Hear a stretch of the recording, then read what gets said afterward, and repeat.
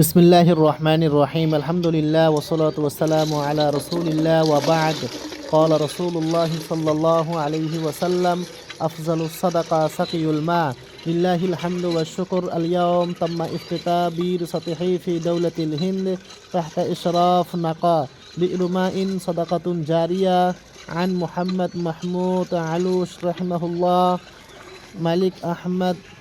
درعزيني شافاه الله عبير محمد علوش شافاه الله إسماعيل محمد قطان حفظه الله نسأل الله تعالى أن يكتب أجرهم وأن يسقيهم من أنهار الجنة آمين تقبل يا رب العالمين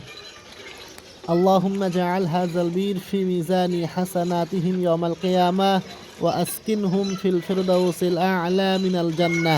وبارك لهم في أموالهم وأولادهم وذرياتهم وأهل بيتهم وفي كل خير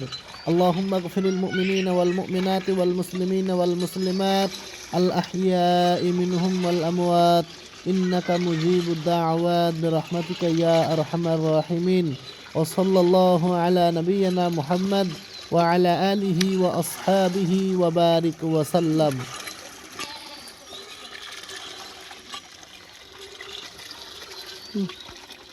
Mm.